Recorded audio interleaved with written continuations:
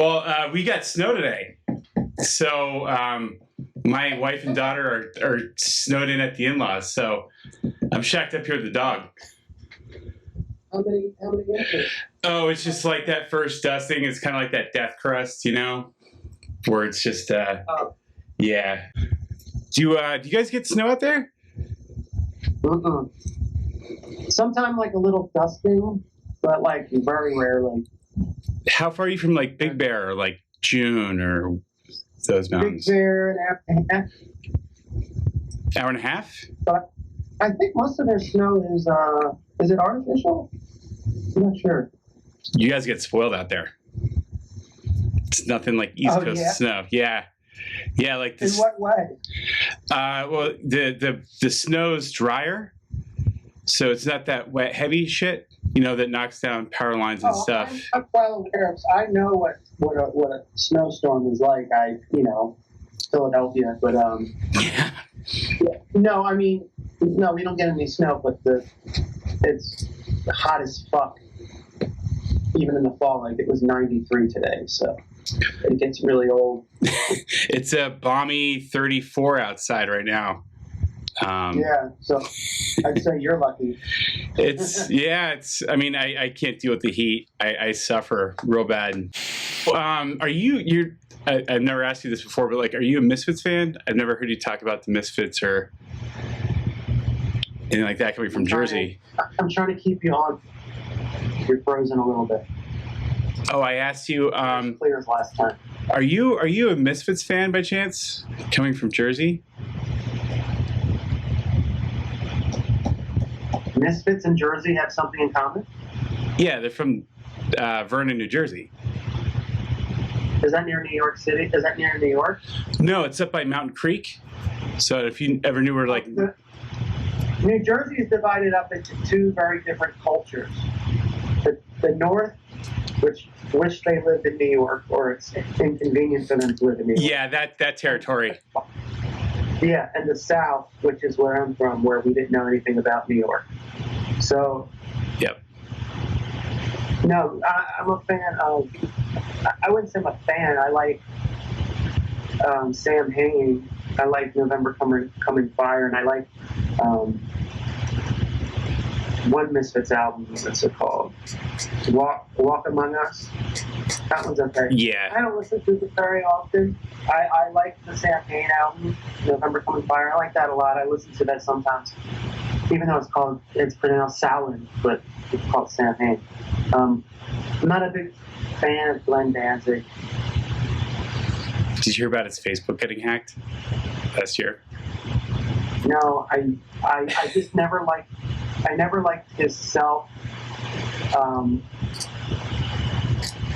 What is it called when you give yourself a title but nobody's given it to you? Self-proclaimed. Self-proclaimed. Thank you. Yeah. He always had this self-proclaimed badass thing about him that I don't like about rock stars and heavy metal at all. You're supposed to wait till somebody tells you are. You're not supposed to come out the gate like that. And through his music, at least the Danzig music, which I don't like at all, a lot of that was that self-proclaimed, I'm a badass, I'm this, I'm that, I'm this, I'm that. But Sam Hain and Misfits can't really understand the words anyway because he was in a band, but when he became Danzig, Glenn Danzig. First of all, naming your band after your last name, that's just Van Halen, Danzig. I mean, imagine Miller. That would be the worst fucking thing ever. Well, there's already the Steve Miller Band, right? Yeah, I don't like that. I think that's... So people throw that at you. It's unimaginative and it puts a lot of pressure on Steve Miller. I mean, it says it's my band and everything that is done, I have to approve. Yeah. Kind of like Death was. Death could have been the Chuck Schuldiner band, but at least he called it a band because he did let other people contribute. So How old were you when you wrote like the Volume 1 tracks or any of like the earlier stuff, like high school or? Well, it depends on what track. See, Volume 1 is like an anomaly in my catalog because it's a debut album, which means that you can call songs from any time in your life and record them and do them. I mean, Plastic Plan was a joke song that I wrote with my friend in 1991. You know, but it was the same music. It was just different words, which the words were made up as we went along when we did the other version as a 14-year-old kid. But I liked that music so much coming up with it that I used it later on in Plastic Plan. Oh, that's on IDR though. But yeah, same thing. First two albums is usually called songs from any time. But Human Drive is from like 91, 92. There's some riffs in there that are from 91. So you graduated in 95, right? 94. 94? Okay. So yeah. So you were a freshman in high school when you wrote that stuff? Or thereabouts? Well, I mean, just parts of it. Like, a lot of the riffs in the Human Drive and Hi-Fi were written for my joke band that I had when I was 14. So I was probably 14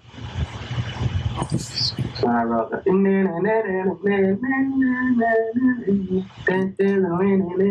Yeah, it was like a joke song that I thought I heard potential in it being a real song.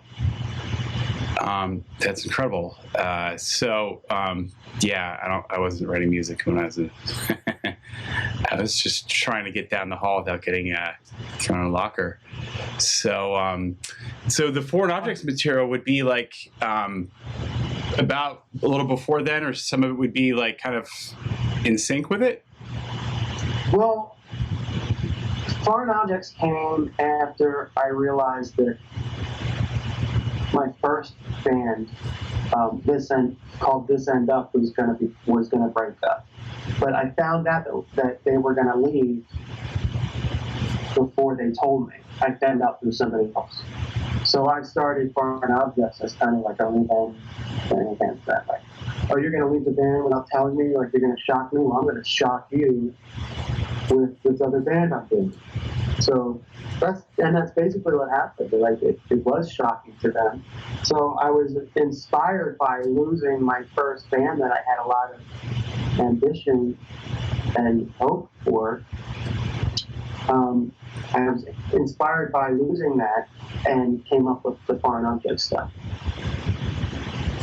So that's like early mid high school era. 94.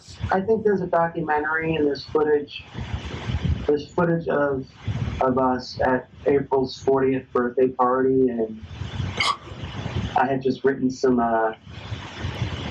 There's footage of it. We're actually 12. Yeah. Okay. Yeah, it's been a while since I've seen that stuff, but that rings a bell. Yeah, talk about it. Yeah, talk about a lot. Yeah, it's funny. The first time I heard that, the first time I heard your music was I was home visiting. So when I was in active duty Air Force, I would come up home from McGuire Air Force Base to in New Jersey to Vermont, because my mom was sick with breast cancer at the time, and I was at a party. My friends partying at a house, and like I was walking through. I mean, the same place we would always hang out at, and I was walking through, and like the VHS was playing, and like I stopped, and I just was like drinking beer with a buddy, and like the next day we went out and we got the CD, and this was like I think 2000, yeah, late 2000. That's late 2000s. Late 2000. So like, yeah, I just got to like my first two. So it was like, yeah, November 2000 or December. Yeah, because up on break. Yeah, that's wild.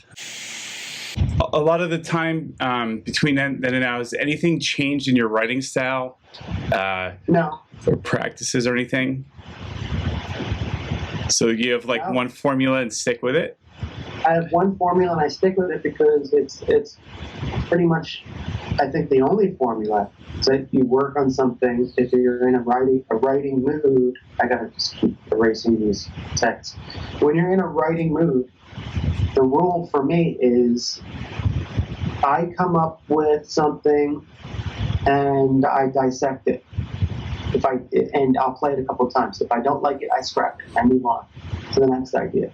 And I keep doing this until something clicks. And as soon as I always say the same thing. I'm like, ooh, that sounds cool. And then I get my microphone and I mic up with this little practice amp and record it. But it's always the same thing. I'm like, no, next.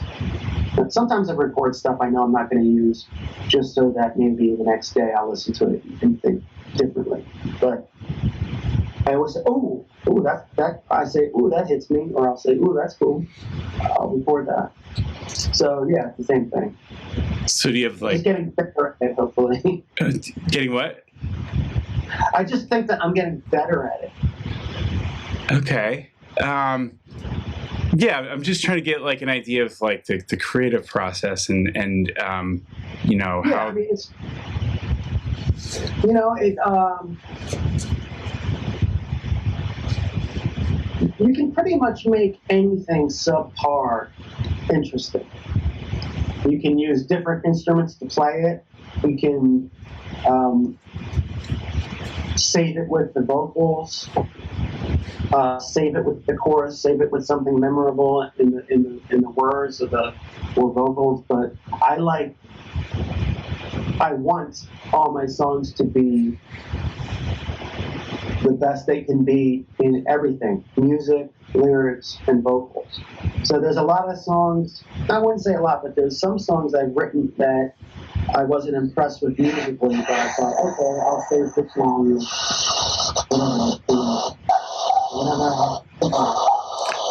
You're getting some interference. Oh.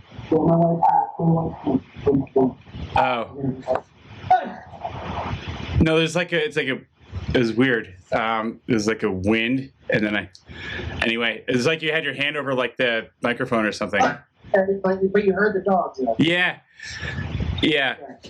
I don't know where to hold the phone, so. Oh, well, if your dog gets going, mine's right downstairs, and then it all goes off the rails.